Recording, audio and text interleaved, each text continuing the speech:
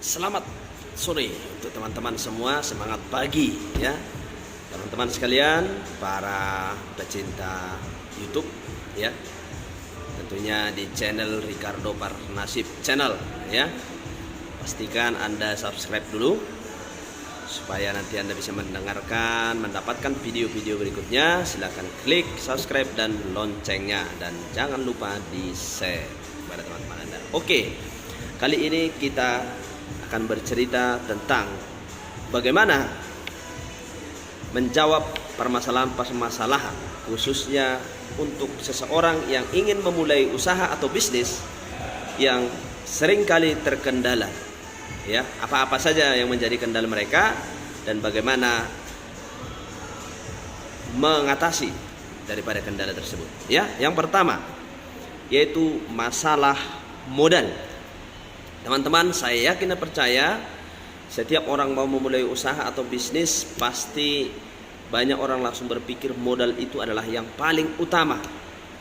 Padahal sebenarnya banyak orang-orang sukses yang kita lihat hari ini, mungkin awalnya mereka tidak punya modal yang banyak, modal yang besar, tetapi hari ini mereka bisa sukses besar.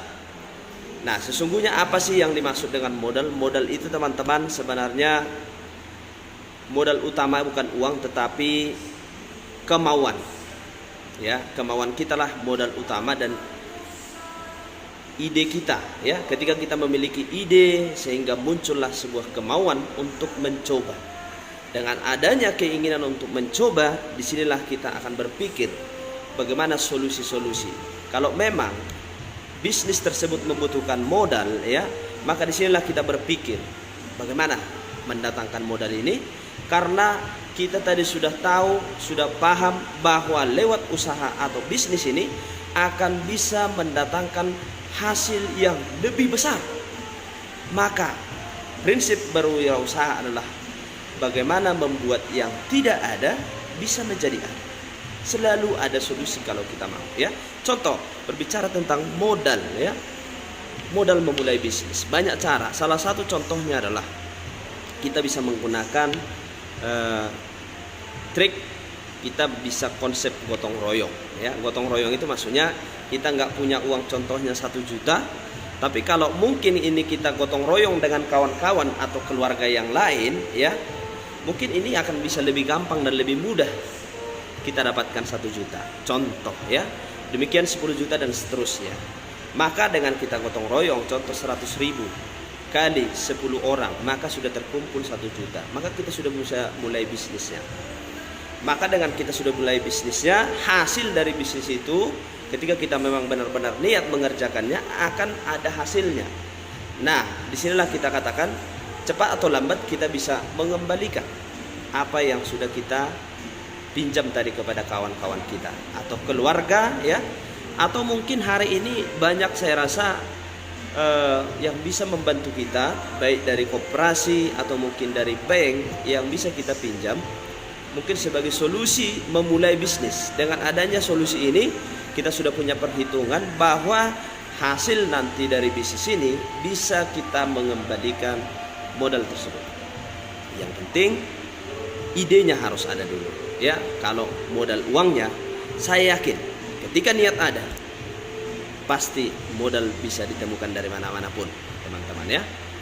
Termasuk contohnya kita punya sebuah emas, dimana Anda tidak mau menjual emasnya, tetapi Anda mungkin mau menyekolahkan atau menggade sebentar.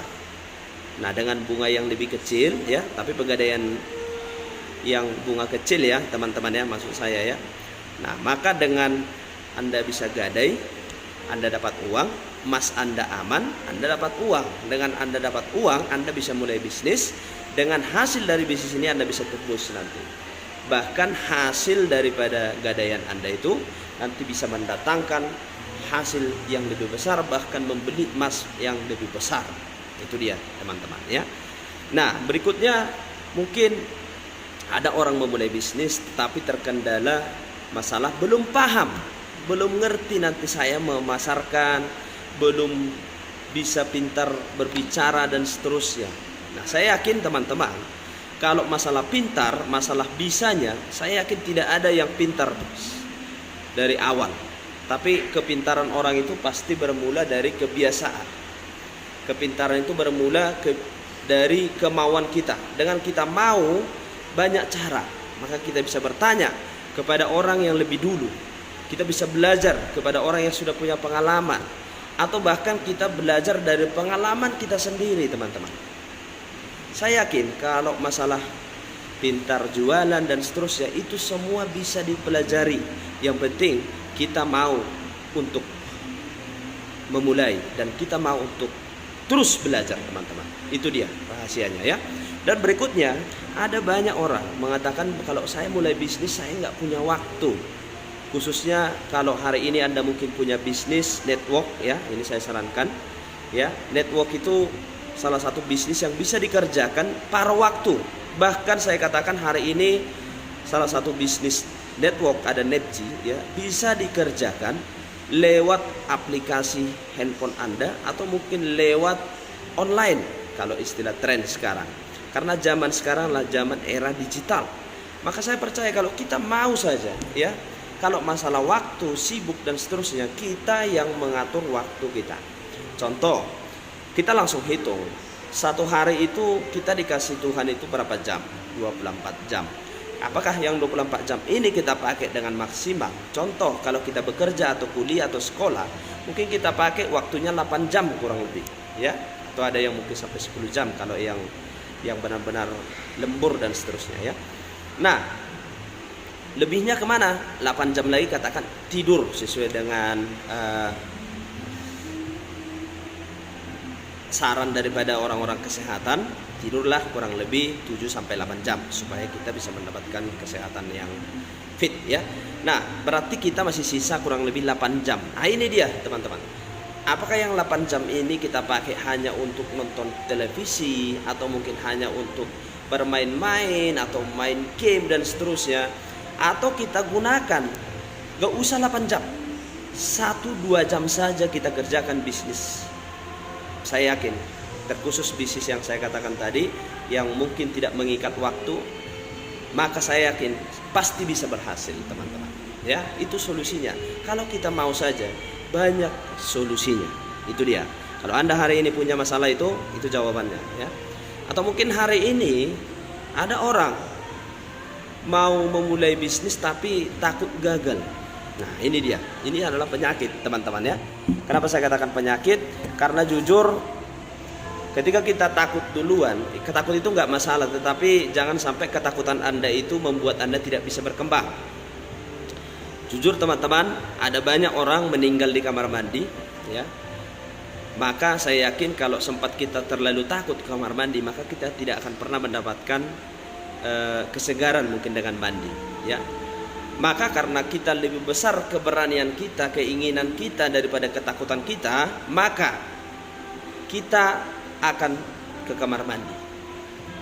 Nah, sama dengan mulai bisnis. Ketika kita, keinginan kita, hasrat kita lebih besar daripada ketakutan kita, maka saya yakin kemauan kita mencoba akan lebih besar. Dan disitulah nanti kita akan melihat keberhasilan dari bisnis kita, ya teman-teman ya. Bukan gak ada tantangan, tetapi kalau kita mau saja mencoba, ya kita berani saja dulu, maka saya yakin dan percaya ketakutan Anda itu, kegagalan yang Anda pikirkan itu cepat atau lambat pasti akan terjawab.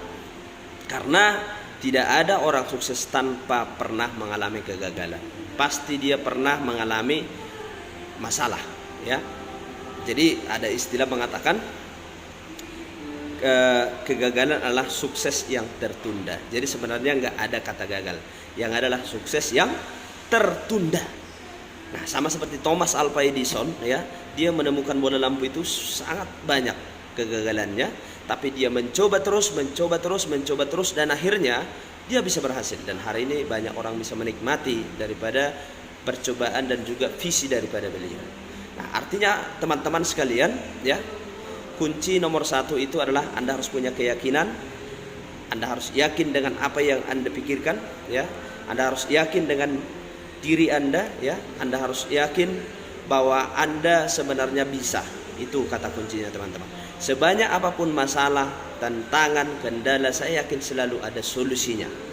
Itu dia teman-teman ya. Jadi Kalau hari ini Anda masih punya banyak masalah, ya, memulai bisnis, silahkan nanti komen, ya. Nanti kita bisa sharing, saya mungkin bisa kasih masukan. Mana tahu dengan masukan yang saya berikan ini bisa menjawab dan bahkan membuat Anda bisa menjadi pengusaha-pengusaha hebat luar biasa dan menjadi orang-orang sukses dan menjadi berguna buat banyak orang. Nah, itu dia teman-teman. Itulah sedikit yang bisa saya sampaikan menjawab permasalahan-permasalahan ketika kita memulai sebuah bisnis. So, tetap belajar, long life education, belajar sepanjang hayat.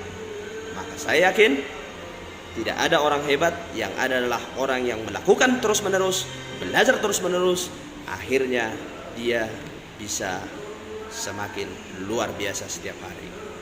Oke, salam sukses luar biasa, salam Netpreneur Rijal, salam sukses, salam eksekutif.